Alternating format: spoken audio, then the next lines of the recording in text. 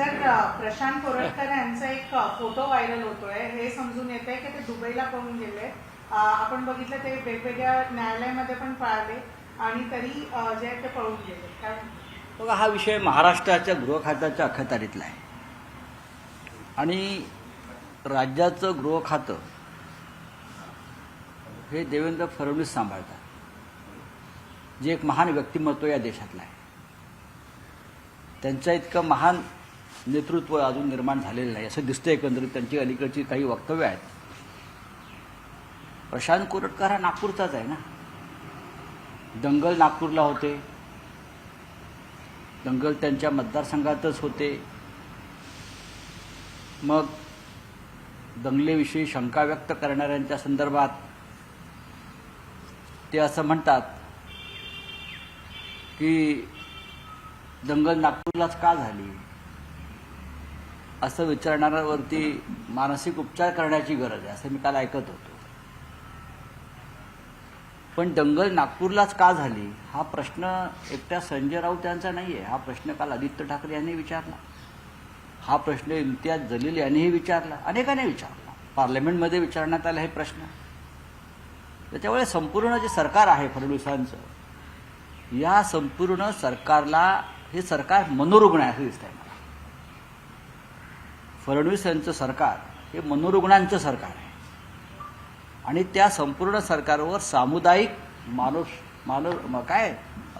मानस उपचार करण्याची गरज असं एकंदरीत दिसायला लागलं. आता कोरटकर हा नागपूरचा त्यांचाच माणूस आहे ना. आता तो पळून गेला का नाही हे ते सांगते. उद्या आम्ही म्हणायचो पळून झाला आणि तो भाजपच्या कार्यालयात कुठेतरी सापडायचा किंवा एखाद्या मंत्र्याच्या बंगल्यात सापडायचा भाजपच्या किंवा वर्षा बंगल्यावर सापडायचा. काही होऊ शकतं. भारतीय जनता पक्षाच्या राजवटीमध्ये काही होऊ शकतं. आणि खरोखर हा कोरटकर पळून गेला असेल तर गृह खात्याच्या मदतीशिवाय तो हे पलायन करू शकत नाही. तुम्ही म्हणताय गृह खात्याच्या माझं पूर्ण व्हायचं होऊ शकत नाही. इतकं सक्षम पोलीस आहेत फडणवीसांचे. हां, आरोपींना पकडतात, ज्यांना पकडायचं नाही त्यांना सोडून देतात सरकारच्या आदेशानं, आणि जे विरोधक आहेत त्यांना बरोबर पकडतात. कृष्णा आंधळे सापडत नाही, कोरटकर सापडत नाही, अजून काही भाजपचे आरोपी सापडत नाहीत. म्हणून मी म्हणते की हे सरकार हे मनोरुग्ण आहे. संपूर्ण सरकार मनोरुग्ण आहे आणि ह्यांना उपचाराची गरज आहे. ह्यांच्याकडे जर आरोग्य खात्यामध्ये प्रचंड भ्रष्टाचार सुरू आहे, त्याच्यामुळे तिथे गोंधळ असल्यामुळे या राज्याची जनता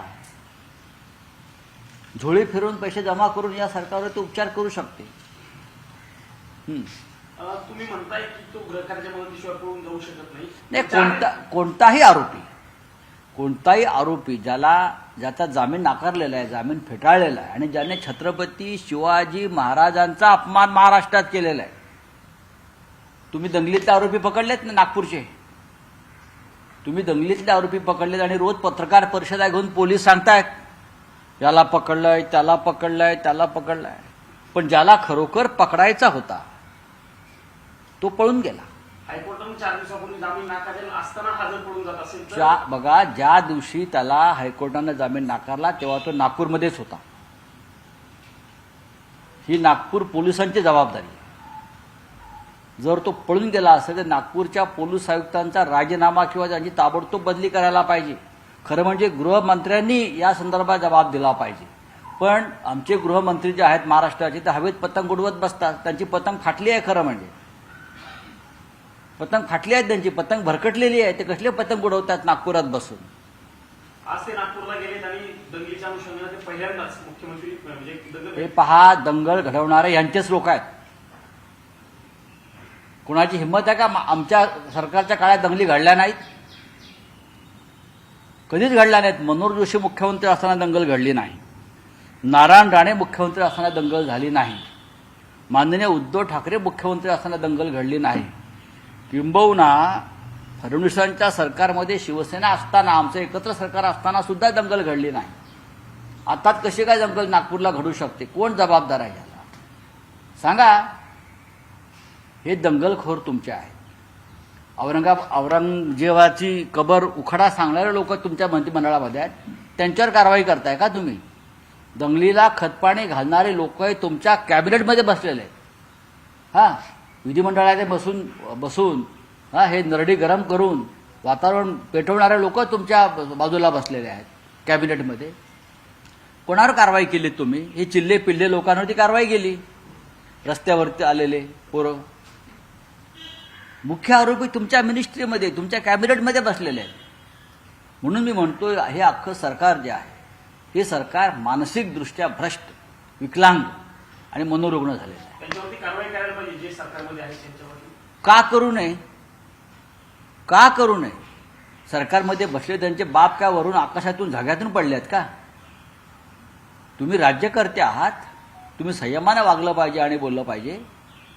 ज्या पद्धतीची भाषा गेल्या काही काळापासून त्यांचे फडणवीस यांचे सहकारी करतायत, ही भाषा या राज्याला शोभणारी नाही. दिल्ली चे उच्च न्यायालय न्यायाधीश आहेत यशवंत वर्मा, त्यांच्या शासकीय निवासस्थानी जे आहेत ते पैसे सापडले. पैसे नाही सापडले, 15 कोटी रुपये सापडले. 15 कोटी रुपये सापडले.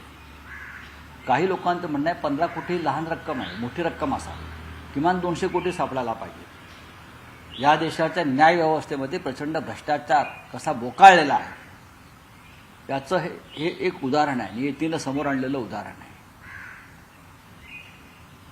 15-16 कोटी रुपये सापडतात. एका खोलीमध्ये पैशानं भरलेली एक खोली आहे आणि त्यांना शिक्षा काय झाली आहे? तर त्यांची बदली केली. हे आणखीन अन्य कोणाच्या घरात 5-50 लाख सापडले असते.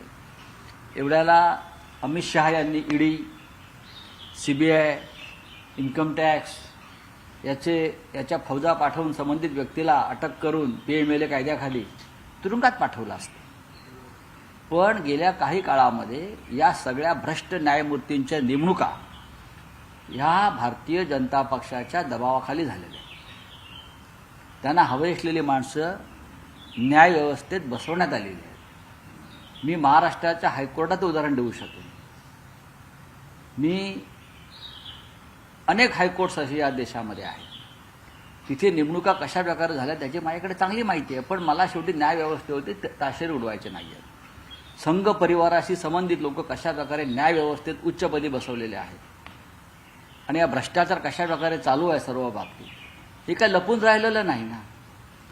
जर न्यायव्यवस्था खरोखर तटस्थ असती तर जस्टिस चंद्रचूड यांनी त्यांना जो न्याय खरोखर द्यायला हवा होता महाराष्ट्राच्या घडामोडी संदर्भात, तो दिला असता. पण त्यांनी तो त्याला देऊ दिला नाही, किंवा त्यांनी तो दिला नाही, कारण हे सगळे संघाचे हस्तक आहेत, भाजपचे हस्तक आहेत. बोला. कन्नडमध्ये आपण बघतोय की मराठी जे लोक होते, मराठी सपोर्ट लोक होते, त्यांनी जेव्हा कन्नड बस कंडक्टरवर हल्ला केला त्याच्यानंतर कन्नड समर्थक लोक आज जे आहेत मोर्चावर आणि परीक्षा वगैरे आहे आणि सगळ्यांना खूप तिथे लोकल लोकांना त्रास होतो. देशाच्या गृहमंत्र्यांची ही जबाबदारी आहे. हा विषय स्थानिक नाही आहे. हे प्रकरण सर्वोच्च न्यायालयात न्यायप्रविष्ट आहे आणि सर्वोच्च न्यायालयात जेव्हा प्रकरण असतं तेव्हा परिस्थिती जैसे थे असते, स्टेटस को मेंटेन करावा लागतो.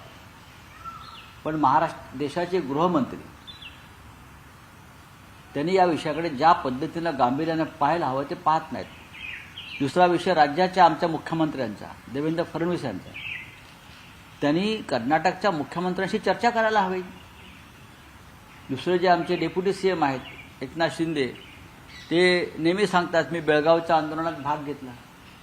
बेळगावच्या आंदोलनात त्यांना थोडा जरी चरोटा खरोखर उठला असेल तर त्यांचा आत्माही बघून तळमळेल त्यांचं मन, आणि तेही बेळगावात जाऊन त्या संदर्भात आमच्या लोकांना समर्थन देतील.